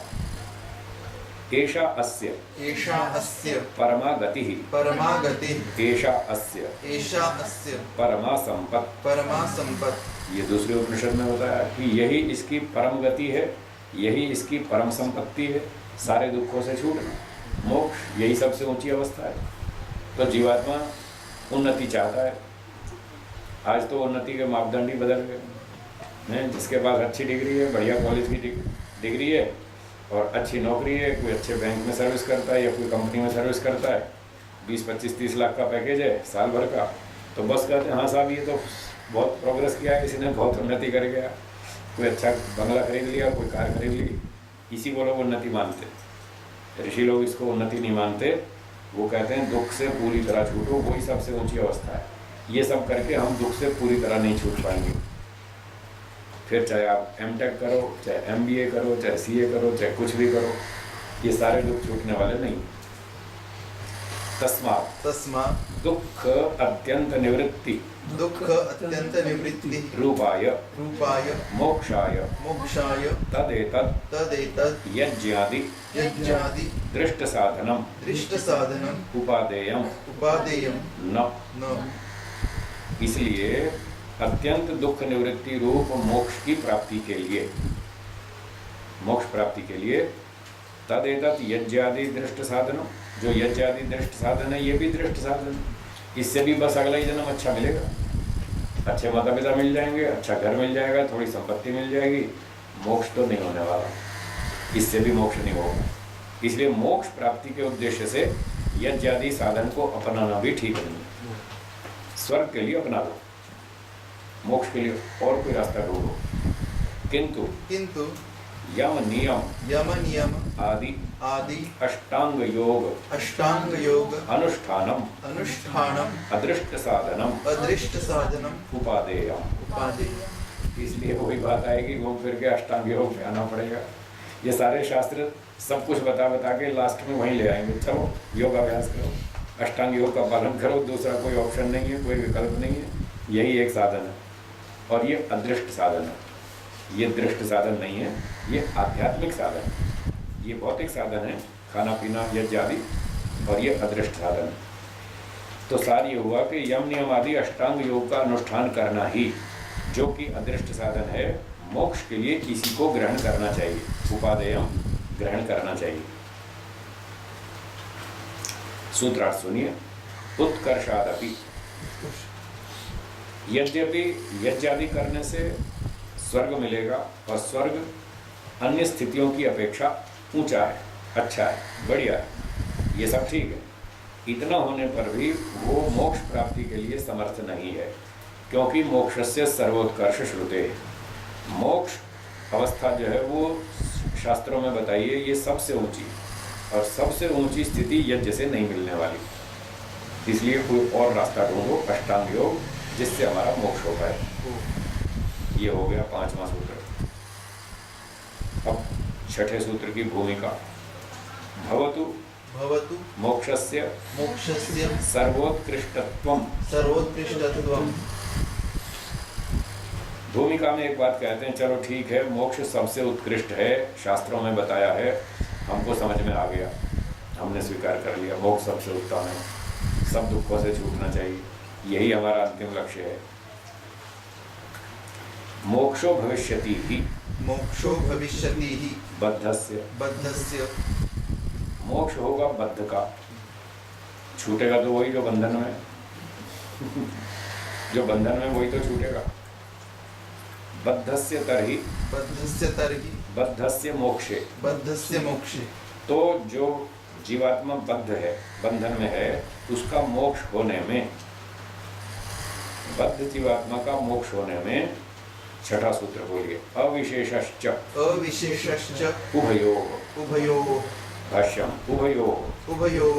दृष्ट अदृष्टयोः। दृष्ट अदृष्टयोः। साधनयोः। साधनयोः। च अपि अपि अविशेष अविशेषः अभेदः अभेदः नास्ति भेदः नास्ति भेदः साधनत्वात्। साधनत्वात्। यथा यज्ञादि यथा यज्ञादि दृष्टं साधनं दृष्टं साधनं तथैव तथैव योगाभ्यास योगाभ्यास श्रवणादिकं श्रवणादिकम् अदृष्टं अदृष्टं साधनं साधनम् उभयोः उभयोः साधन साम्यम साधन साम्यम् अस्ति ही। अस्ति ही। ये पूर्व पक्षी है। पूर्व पक्षी उल्टी सीधी बात करता है, टेढ़ी मेढ़ी बात करता है, कुतर्क की बात करता है, हेतुआभास की बात करता है, फालतू की बातें करता है, उसकी बात में कोई दम नहीं होता। कई बार तो बड़ी हंसने जैसी बात करता है, और ये ऐसी ही हंसने वाली बात है, अभी समझाऊंगा, फिर आपको भी हंसी आएगी। तो पूर्व पक्षी कहता है उभयोः, दृष्ट और अदृष्ट साधनयोः, दोनों तरह के जो साधन आपने बताए, खाना पीना ये दृष्ट साधन, यज्ञ आदि वो भी दृष्ट साधन, और अष्टांग योग यम नियम आदि वो अदृष्ट साधन। आप कहते हैं दृष्ट साधनों से तो मोक्ष नहीं होगा, भोजन वस्त्र आदि से और यज्ञ करने से मोक्ष नहीं होगा, और अदृष्ट साधन अष्टांग योग से हो जाएगा, आप ऐसा कहते हैं। पूर्व पक्षी कहता है हम तो ऐसा नहीं मानते, अदृष्ट साधन से भी नहीं होगा, न दृष्ट से होगा न अदृष्ट से होगा, दोनों से ही किसी से भी नहीं होगा। क्यों नहीं होगा? क्योंकि दोनों ही साधन है, ये उसका तर्क है, दोनों ही साधन है। इसकी बात ऐसी है, एक व्यक्ति ने कहा भूख लगे तो भोजन खाओ, तो भोजन से जो है भूख मिट जाएगी। तो दूसरे ने कहा कि भूख लगे तो पत्थर खाओ, पत्थर से भूख मिट जाएगी। दूसरे ने कहा ना पत्थर से मिटेगी ना भोजन से मिटेगी। क्यों नहीं मिटेगी? कि पत्थर भी जड़ वस्तु है, भोजन भी जड़ वस्तु है। जब पत्थर से भूख नहीं मिटती तो भोजन से क्यों मिट जाएगी? बताओ, कोई सिर पैर की बात है क्या? तो ये बुद्धिमत्ता की बात नहीं, ये इसका नाम है हेतुआभास। ये उसका हेतु ठीक नहीं है। पत्थर से भूख नहीं मिटती ये तो ठीक है, पर भोजन से तो मिट सकती है ना। आप दोनों को जड़ वस्तु कह के समानता दिखला रहे हैं, पत्थर भी जड़ है भोजन भी जड़ है। जब जड़ पत्थर से भूख नहीं मिटती तो जड़ भोजन से कैसे मिट जाएगी? तो ये उसका हेतु ठीक नहीं है। पत्थर से भूख इसलिए नहीं मिटती कि उसका भूख मिटाने का सामर्थ्य नहीं, लेकिन भोजन में भूख मिटाने का सामर्थ्य है, इसलिए भोजन खाएंगे तो भूख मिट सकती है। पत्थर से नहीं मिट सकती, उसमें सामर्थ्य नहीं। इसी तरह से भोजन आदि से यज्ञ करने से मोक्ष नहीं मिलेगा, क्योंकि उसमें वो सामर्थ्य नहीं है पत्थर की तरह। परंतु अष्टांग योग में तो सामर्थ्य है, उससे तो मोक्ष मिल जाएगा। इसलिए आप दोनों को साधन मान करके दोनों को एक समान नहीं खड़ा कर सकते, पर इसने यही भूल की। अब देखिए भाष्य कहता है भाष्यकार, दृष्टादृष्टयो साधनयो, दृष्ट और अदृष्ट दोनों साधनों में अपि भी अविशेष अभेदो अस्ति, कोई भेद नहीं है। नास्ति भेद, दोनों में कोई अंतर नहीं है। क्यों? साधनत्वात्, दोनों ही तो साधन है। अब दोनों को समान रूप से इसने साधनत्व खड़ा कर दिया, ये साधारण बना दिया। यथा यज्ञादि दृष्टम साधनम, जैसे यज्ञादि दृष्ट साधन है वो भी साधन है, तथैव वैसे ही योगाभ्यास श्रवण आदिकम अदृष्टम साधन, वो अदृष्ट साधन है वो भी तो साधन है, दोनों ही तो साधन है। उभयो साधन साम्यम अस्ति, दोनों में ही समान साधन की समानता है, दोनों ही साधन है। जब एक साधन से मोक्ष नहीं होता तो दूसरे से क्यों हो जाएगा? कैसी हंसने वाली बात है। चलिए, साधन साम्यात् साधन साम्या अदृष्ट साधनादपि अदृष्ट साधनादपि बद्धस्य बद्धस्य विमोक्षो विमोक्षो न भवेत् न भवेत् इति पूर्व पक्षः। इति पूर्व पक्षः। ये पूर्व पक्ष की बात है, सिद्धांति की नहीं। तो साधन साम्य होने से, दोनों में साधन स्वरूप समान होने से अदृष्ट साधनादपि, अदृष्ट साधन अष्टांग योग से भी बद्धस्य विमोक्षो न भवे, बद्ध आत्मा का मोक्ष नहीं हो पाएगा, ऐसा पूर्व पक्ष ने कहा। अनिरुद्ध वृत्तौ अनिरुद्ध वृत्तौ विज्ञान भिक्षु भाष्ये विज्ञान भिक्षु भाष्ये हरिप्रसाद हरिप्रसाद वैदिक वृत्तौ वैदिक वृत्तौ च सूत्रमिदं सूत्रमिदं अन्यथा व्याख्यातम्। अन्यथा व्याख्यातम्। तो ये तीन की समीक्षा कर दी है। इन्होंने कहा था जगह जगह हम समीक्षा करेंगे, किसने क्या कैसा लिखा है। तो अनिरुद्ध वृत्ति में, विज्ञान भिक्षु भाष्य में और हरिप्रसाद वैदिक वृत्ति में, तीन व्याख्याओं में इस सूत्र की व्याख्या ठीक नहीं की गई, अन्यथा अलग तरह से की गई, ठीक नहीं की गई, गलत की गई। तत्र तत्र पूर्वापर संगतेर संगतेर अभावः। अभावः। तो इन तीनों की व्याख्या में पूर्वापर संगति नहीं है, अगले पिछले सूत्रों में सेटिंग ठीक नहीं बैठती, इसलिए उनकी व्याख्या गलत है।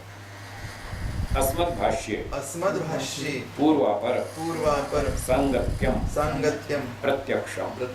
हमारे भाष्य में आप देख लो, आपकी आंख के सामने ही प्रत्यक्ष है, पूर्वापर सूत्रों की संगति फिट बैठ रही है, इसलिए हमारा भाष्य ठीक है, उनका भाष्य ठीक नहीं। सूत्रार्थ सुनिए छठा, ये पूर्व पक्षी का सूत्र है। वो कहता है अविशेषश्च उभयो, दोनों में ही समानता है। दृष्ट भी साधन है, अदृष्ट भी साधन है। जब दृष्ट साधन से मोक्ष नहीं होता तो अदृष्ट से भी नहीं हो सकता। ऐसे पूर्व पक्षी संसार में बहुत सारे हैं जो झूठ फैलाते रहते हैं, सत्य का खंडन करते रहते हैं, उल्टी सीधी बातें करते हैं बिना सिर पैर की, और वो स्वयं भ्रांति में पड़े रहते हैं और दूसरों को भटकाते रहते हैं। तो ऐसे पूर्व पक्षियों से सावधान रहना चाहिए, इनसे बच के रहना चाहिए। अगला सूत्र, अत्रोच्यते न स्वभावतो बद्धस्य मोक्ष साधन उपदेश विधि। भाष्यम्।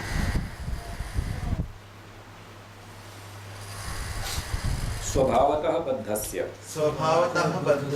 स्वरूपतो बद्धस्य मोक्ष साधन उपदेश विधि न मोक्ष साधन उपदेश विधानम न भवति। सिद्धांति कहता है, भाई पूर्व पक्षी आप कह रहे थे न तो दृष्ट साधन से मोक्ष होगा न अदृष्ट साधन से मोक्ष होगा, मतलब किसी से भी नहीं होगा। आपके हिसाब से तो किसी भी साधन से मोक्ष नहीं होगा। यदि मोक्ष नहीं हुआ तो मतलब जीवात्मा सदा ही बंधन में रहेगा। यदि वो सदा ही बंधन में रहेगा तो इसका अर्थ हुआ कि बंधन उसका स्वाभाविक है। यदि जीवात्मा का बंधन स्वाभाविक होता, यदि आपकी बात ठीक होती, तो शास्त्रों में मोक्ष का उपदेश क्यों किया गया? मोक्ष का उपदेश क्यों किया गया कि तुम मोक्ष में जाओ? अगर मोक्ष प्राप्ति असंभव है तो फिर या तो शास्त्र झूठ है या फिर तुम्हारा सिद्धांत में दोष है, कहीं ना कहीं तो गड़बड़ है। तो यदि स्वरूप से जीवात्मा बद्ध होता, सदा से ही स्वाभाविक रूप से बंधन में होता और उसकी मुक्ति असंभव होती, तो मोक्ष साधन का उपदेश विधान नहीं होना चाहिए। अस्ति ही, बोलिए। अस्ति ही शास्त्रेषु मोक्ष साधन उपदेश, जबकि शास्त्रों में तो मोक्ष की सिद्धि का उपदेश कर ही रखा है। कैसे कर रखा है? तमेव विदित्वा अति मृत्युमेति। तो ये यजुर्वेद का वचन है, 31वें अध्याय में लिख रखा है कि परमात्मा को जानकर व्यक्ति मृत्यु से पार हो सकता है, जन्म मरण के चक्कर से छूट सकता है। तीनों दुखों से पार हो सकता है। शास्त्र में तो लिखा है मोक्ष हो सकता है। तमेव विदित्वा तमेव विदित्वा न विभाय न विभाय मृत्यो। मृत्यो। अथर्ववेद का मंत्र है जिसमें कहा है कि परमात्मा को जानकर फिर व्यक्ति मृत्यु से डरता नहीं, न विभ्राय न विभेति, फिर डरता नहीं। उसको समझ में आ गया ये शरीर तो मरेगा, मैं तो आत्मा हूँ, इसके मरने से मेरा क्या बिगड़ता है? मेरा कुछ नहीं बिगड़ता, शरीर छूट जाएगा, मैं मोक्ष में चला जाऊंगा। तो परमात्मा को जानकर, आत्मा को जानकर उसको ये सब समझ में आ जाता है और उसको मरने से डर नहीं लगता, बल्कि वो तो प्रतीक्षा करता रहता है ये कब मौत आएगी और मेरा जान छूटेगी कब मौत आएगी, ये मेरा पीछा कब छूटेगा और कब मैं मुक्ति में जाऊंगा। वो तो ऐसे बैठा रहता है। लिखा है स्वामी दयानंद जी ने, सन्यासी के लिए लिखा है, सन्यासी मृत्यु की प्रतीक्षा करता रहे, ऐसा लिखा है। तो जिसको ये तत्व ज्ञान हो जाता है वो मरने से नहीं डरता, उसका मोक्ष हो जाता। भिद्यते विद्यते हृदय ग्रंथि हृदय ग्रंथि छिद्यन्ते छिद्यन्ते सर्व संशया सर्व संशया क्षीयन्ते क्षीयन्ते चास्य कर्माणि चास्य कर्माणि तस्मिन् दृष्टे तस्मिन् दृष्टे परावरे। परावरे। ये मुंडकोपनिषद वचन में कहा है, शास्त्रों में बतलाया है। जब हृदय ग्रंथि भिद्यते, जब हृदय की अविद्या की गांठ कट जाती है, अविद्या सारी खत्म हो जाती है हृदय में, मन में बुद्धि में जो अविद्या बैठी है सारी नष्ट हो जाती है। छिद्यन्ते सर्व संशया, सारे संशय नष्ट हो जाते हैं, दूर हो जाते हैं, कोई संशय नहीं रहा। ईश्वर भी समझ में आ गया, आत्मा भी समझ में आ गया और संसार भी आ गया, सब कुछ समझ में आ गया। तो सारे संशय दूर, सारी अविद्या नष्ट। जब ऐसी स्थिति होती है तस्मिन् दृष्टे परावरे, उस परमात्मा को देख लेने पर, उसकी अनुभूति कर लेने पर, साक्षात्कार कर लेने पर, जो पर और अवर है, दूर से दूर है, निकट से निकट है, सूक्ष्म से सूक्ष्म है, बड़े से बड़ा है, ऐसे परमात्मा को देख लेने पर, अनुभव कर लेने पर क्षीयन्ते चास्य कर्माणि, फिर ये सारे पाप कर्म बंद कर देता है।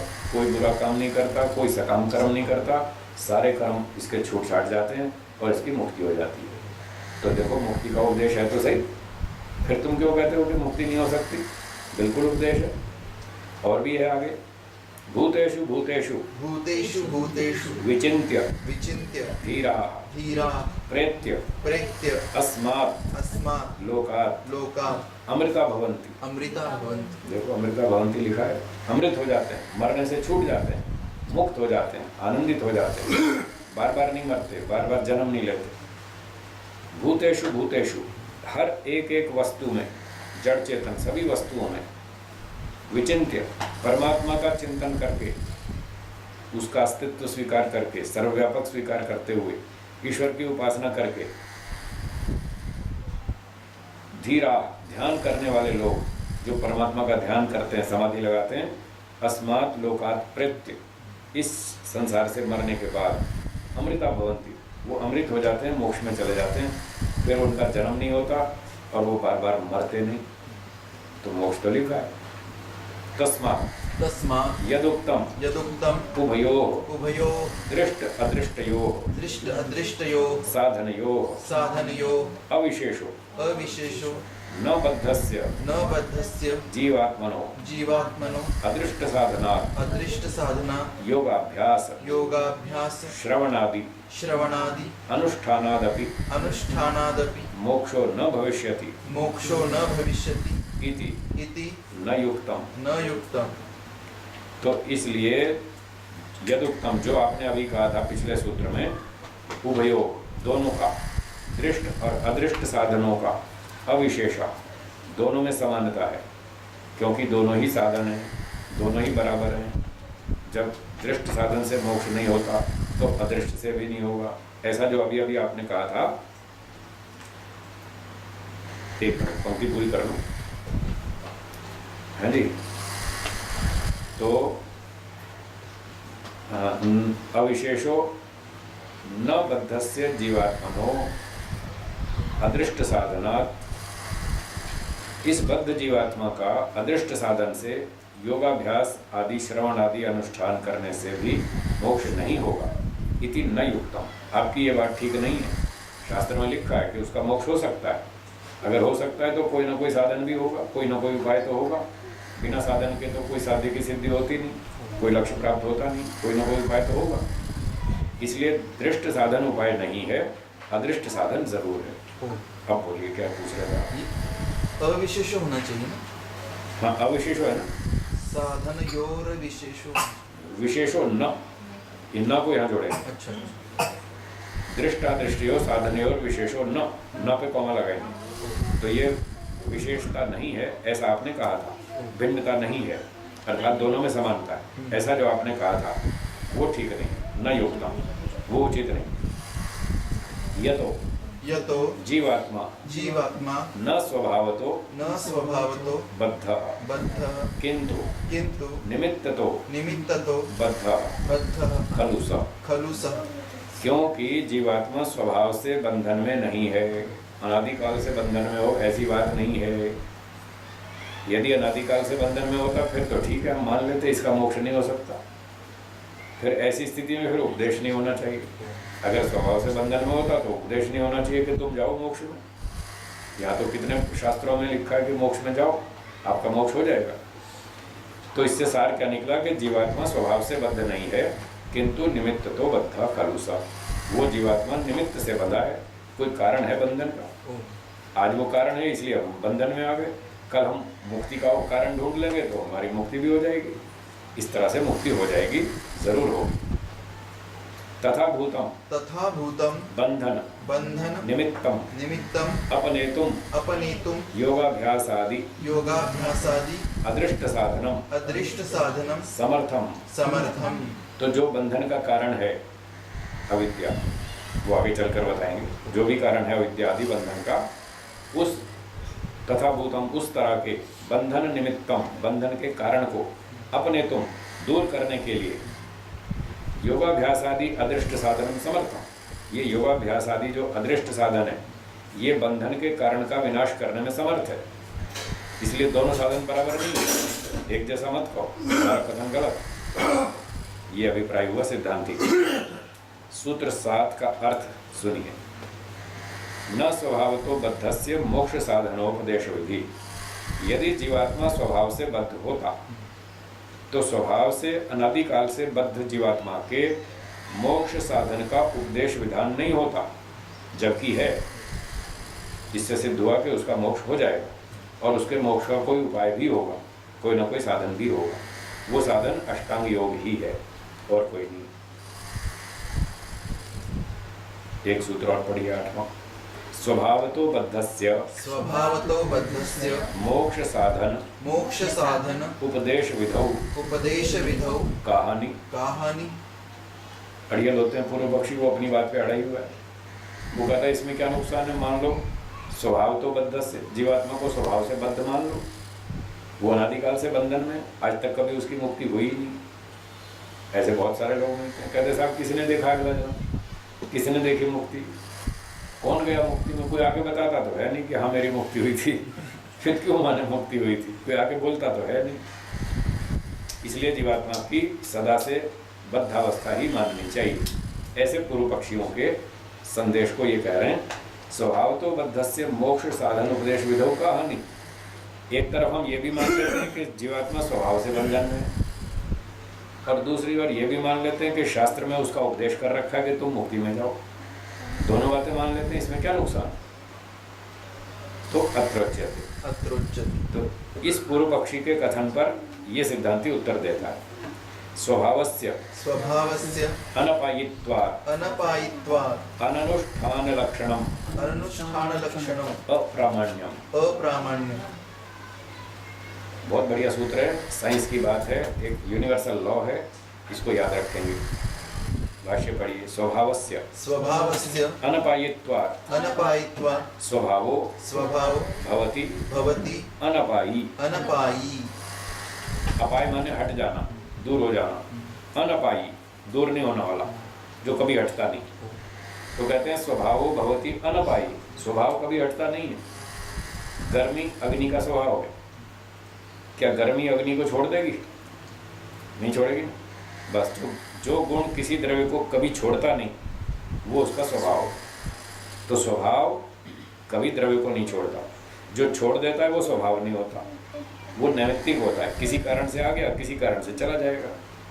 तो गर्मी अग्नि का तो स्वभाव है, पर पानी गर्म कर दें तो अब जो गर्म पानी में गर्मी है वो उसका स्वभाव नहीं है, वो तो अग्नि से आया, और चूल्हे से नीचे उतार दो 1 घंटे में ठंडा हो जाएगा, वो सारी गर्मी निकल जाएगी।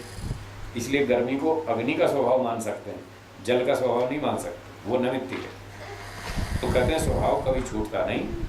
यो यह स्वभावो यो यः स्वभावो यस्य यस्य द्रव्यस्य यस्य यस्य द्रव्यस्य भवति भवति स स न तस्मात् न तस्मात् द्रव्यात् द्रव्यात् अपैति। अपैति।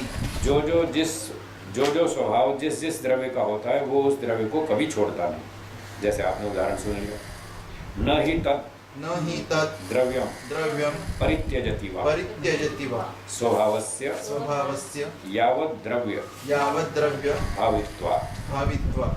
तो वो स्वभाव उस द्रव्य को कभी नहीं छोड़ता, परित्याग नहीं करता। इस शब्दों में कह दो चाहे उस शब्दों में कह दो, क्यों नहीं छोड़ता? स्वभावस्य यावत् द्रव्य भावित्वात्। स्वभाव तब तक रहेगा जब तक द्रव्य रहेगा। जब तक अग्नि रहेगी तब तक गर्मी रहेगी। अग्नि बुझ गई तो ठीक है, फिर गर्मी भी खत्म हो जाएगी, लेकिन जब तक आग जल रही है तब तक गर्मी जरूर रहेगी। स्वभाव ऐसा ही है, वो द्रव्य के साथ ही रहेगा।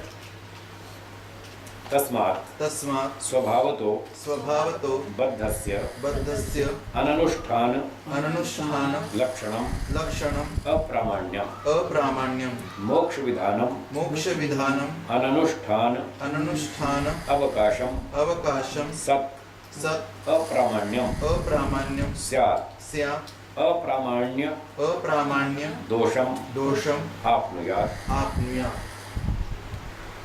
तस्मात् इसलिए स्वभावतो बद्धस्य, यदि जीवात्मा स्वभाव से बद्ध होता तो ऐसे स्वभाव से बद्ध जीवात्मा का मोक्ष विधानम, जो मोक्ष का विधान किया गया शास्त्रों में, ये विधान अननुष्ठान अवकाशम सत्, इसके लिए आचरण का अवसर ही नहीं रहता, क्योंकि वो तो असंभव है, छूटने वाला तो है ही नहीं। तो आपने उपदेश किया तो फिर लाभ क्या हुआ? वो तो हो ही नहीं सकता। असंभव बात का उपदेश करना कोई बुद्धिमत्ता नहीं है, क्योंकि उसका प्रैक्टिकल हो ही नहीं सकता। तो जब इनप्रैक्टिकल बात करेंगे तो वो अप्रामाणिक हो जाएगी, उसमें ये दोष आएगा, अप्रामाण्य दोषम आपनुया, वो अप्रामाणिकता का दोष आ जाएगा। तब ये सारे शास्त्र अप्रामाणिक हो जाएंगे, सब झूठे हो जाएंगे, फेल हो जाएंगे, व्यर्थ हो जाएंगे। क्या हमारे शास्त्र व्यर्थ हैं? क्या शास्त्र हमारे फेल हैं? अब वो कहेगा हाँ साहब तुम्हारे शास्त्र फेल हैं। हम कहेंगे तो हमारे भी शास्त्र हैं, तुम्हारे भी शास्त्र हैं। आप बताओ इलेक्ट्रॉन में पॉजिटिव चार्ज है या नेगेटिव? नेगेटिव। हम कहेंगे आपने इलेक्ट्रॉन देखा क्या? नहीं देखा। तो आपको कैसे पता चला? आप कहेंगे शास्त्र से। अच्छा तुम्हारा शास्त्र ठीक है और हमारा शास्त्र झूठा है, ये कौन सा न्याय है? अगर आपका शास्त्र सच बोलता है तो हमारा भी तो सच बोलता है। आपके शास्त्र में लिखा है इलेक्ट्रॉन में नेगेटिव चार्ज, हमारे शास्त्र में लिखा है जीवात्मा का मोक्ष हो सकता है। अगर मोक्ष हो सकता है तो फिर स्वभाव से बंधन में नहीं है, इसलिए आपका पक्ष गलत है कि स्वभाव से बद्ध भी मानो और ये भी मानो कि मोक्ष नहीं होने वाला, फिर उपदेश भी कर लो मोक्ष का। ये तो झूठी बात, गलत बात है। इसलिए आपको अपना पक्ष सुधारना पड़ेगा। यदि जीवात्मा स्वभाव से बद्ध होता तो उपदेश नहीं हो सकता, और फिर भी यदि उपदेश है तो वो बेकार है, अप्रामाणिक माना जाएगा। पर हमारे शास्त्र प्रामाणिक हैं, अप्रामाणिक नहीं है। इसका अर्थ हुआ कि जीवात्मा स्वभाव से बंधन में नहीं है, उसका मोक्ष हो सकता है। सूत्रकार सुनिए, स्वभावस्य अनपायित्वात्, स्वभाव कभी भी उस द्रव्य को नहीं छोड़ता। ईश्वर का जो स्वभाव है वो ईश्वर को कभी नहीं छोड़ेगा, जीव का जो स्वभाव है वो उसको कभी नहीं छोड़ेगा, प्रकृति का जो स्वभाव है वो उसको कभी नहीं छोड़ेगा। तो किसी भी द्रव्य का स्वभाव उसको कभी नहीं छोड़ता। इस कारण से अननुष्ठान लक्षण, यदि जीवात्मा को स्वभाव से बद्ध माने और फिर मोक्षोपदेश विधान भी माने तो वो आचरण से रहित हो जाएगा, इनप्रैक्टिकेबल हो जाएगा, अव्यावहारिक हो जाएगा। ऐसी स्थिति में अप्रामाण्य, वो शास्त्र ही अप्रामाणिक हो जाएगा। मान लो आपका बच्चा 2 फीट कूद सकता है और आप उससे कहें बेटा 100 फीट ऊंचा कूदो, तो ये उपदेश सही है कि खराब है? गलत है। जब वो कर ही नहीं सकता तो उसको ऐसा उपदेश करना कोई समझदारी नहीं। असंभव कार्य का उपदेश देना बुद्धिमत्ता नहीं। इसलिए ईश्वर ने जो उपदेश दिया वेदों में वो असंभव नहीं। ये 8वां सूत्र हो गया। तो यहाँ विराम देते हैं, बाकी चर्चा फिर करेंगे। एक बार ओम का उच्चारण करेंगे। ओम